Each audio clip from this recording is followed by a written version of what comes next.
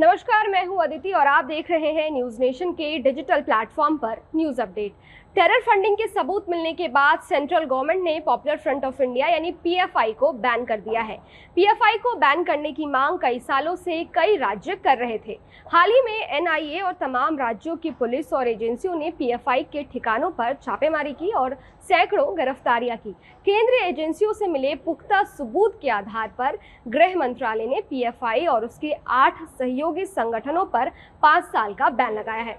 अब सवाल उठता है कि पीएफआई पर लगे बैन से क्या असर होगा, बैन का मतलब क्या है, पीएफआई करती क्या है और इस पर बैन क्यों लगा।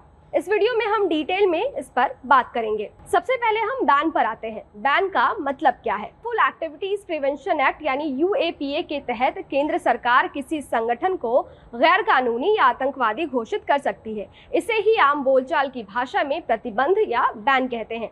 अगर किसी संगठन को गैर कानूनी या आतंकवादी घोषित कर दिया जाता है या उस पर प्रतिबंध लगा दिया जाता है तो उसके सदस्यों का अपराधीकरण हो सकता है और उसकी संपत्ति भी जब्त हो सकती है। गृह मंत्रालय के मुताबिक इस समय देश में ऐसे 42 संगठन हैं जिसे आतंकी संगठन घोषित किया गया है, यानी उन पर बैन लगाया गया है। इनमें कई खालिस्तानी संगठन, लश्कर-ए-तैयबा, जैश-ए-मोहम्मद, लिट्टे और अल-कायदा जैसे 42 संगठन शामिल हैं। किसी संगठन को आतंकी कब माना जाएगा?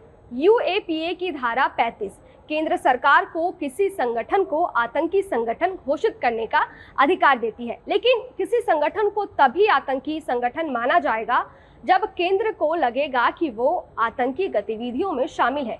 किसी संगठन को तभी आतंकी संगठन घोषित किया जाएगा जब वो आतंकी गतिविधियों में शामिल हो या उसे अंजाम दिया हो, किसी आतंकी घटना की साजिश रच रहा हो या आतंक को बढ़ावा दे रहा हो या फिर किसी भी तरह से आतंकी गतिविधियों में शामिल हो। अब हम पीएफआई पर वापस लौटते हैं क्योंकि कहानी यहाँ पीएफआई की है और बात हम पीएफआई पर लगे बैन पर कर रहे हैं। पीएफआई क्या है और कैसे काम करता है? हमने इससे पहले भी एक पीएफआई के इतिहास पर डिटेल स्टोरी की थी। आप हमारे चैनल पर इसे देख सकते हैं या फिर ऊपर आए लिंक पर क्लिक भी कर सकते हैं। खैर, हम आपको एक बार फिर से बताते हैं कि पीएफआई क्या है और ये कैसे काम करता है। पीएफआई 22 नवंबर 2006 को 3 मुस्लिम संगठनों के मिलने से बना था। पीएफआई केरल से संचालित होने वाला एक कट्टर इस्लामिक संगठन है, मगर ये खुद को सामाजिक और मुसलमानों के साथ साथ वंचितों के हक के आवाज उठाने वाला एक संगठन बताता है। पीएफआई में कितने सदस्य हैं इसकी जानकारी संगठन नहीं देता, हालांकि दावा करता है कि 20 राज्यों में उसके यूनिट्स हैं। पॉपुलर फ्रंट ऑफ इंडिया यानी कि पीएफआई की स्थापना Karnataka forum for dignity KFD, Kerala के नेशनल डेवलपमेंट फ्रंट यानी एनडीएफ और तमिलनाडु के मनीता नीति पसराई यानी कि एमएनपी के एक संघ के रूप में की गई थी। इसका मुख्यालय दिल्ली है। आखिर पीएफआई पर क्यों बैन लगा? देश के किसी भी कोने से अगर हिंसा, दंगा और हत्याओं की खबरें सामने आती है तो उसमें पीएफआई का नाम जरूर सामने आता है। उत्तर से लेकर दक्षिण भारत तक जब भी कोई बड़ा कांड होता है, शुरू से ही विवादित इस संगठन यानी कि पीएफआई को जिम्मेदार ठहराया जाता है। चाहे आप एग्जाम्पल के तौर पर नागरिकता संशोधन कानून के दौरान शाहीन बाग हिंसा, जहांगीरपुर हिंसा को ले ले, या यूपी में कानपुर हिंसा, राजस्थान के करौली में हिंसा, मध्य प्रदेश के खरगोन में हिंसा और कर्नाटक में भाजपा नेता की हत्या को ही ले लीजिए। देश भर में कई हिंसा और हत्याओं में इस पीएफआई संगठन का नाम आ चुका है। इतना ही नहीं, इसके ऊपर भारत विरोधी एजेंडा चलाने का भी आरोप लगा है, जिसके सबूत भी जांच एजेंसियों को मिले हैं। यही वजह है कि हिंसा और राष्ट्र विरोधी गतिविधियों में इस संगठन के शामिल होने के सबूत मिलने के बाद इस पर बैन लगाया गया है। साथ ही इस पर गैर कानूनी तरीके से फंड लेने और कट्टरपंथ फैलाने को लेकर भी आरोप लगे हैं।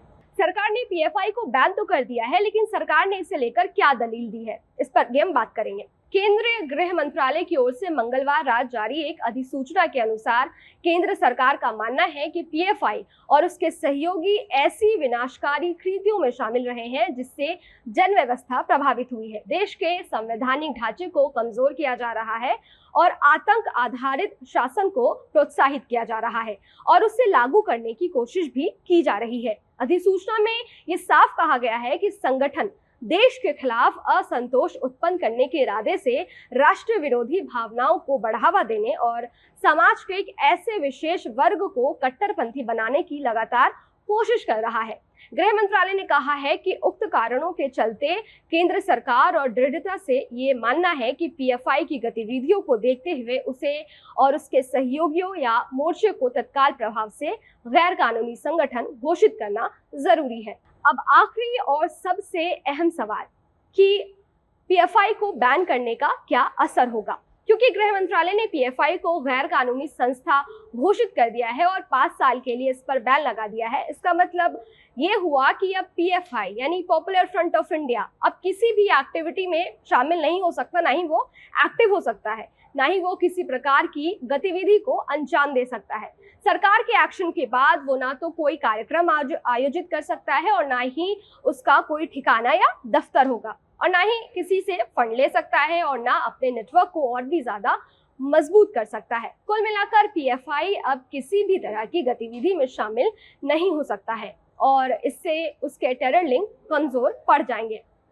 ये वीडियो आपको कैसा लगा हमें कमेंट बॉक्स में लिखकर जरूर बताएं। साथ ही हमारे यूट्यूब चैनल न्यूज नेशन को सब्सक्राइब कर दीजिए और हाँ, बेल आइकन प्रेस करना बिल्कुल ना भूलें ताकि हर न्यूज अपडेट सबसे पहले आप तक पहुंचे। विस्तृत खबरों के लिए आप हमारी वेबसाइट newsnationtv.com पर भी विजिट कर सकते हैं। शुक्रिया।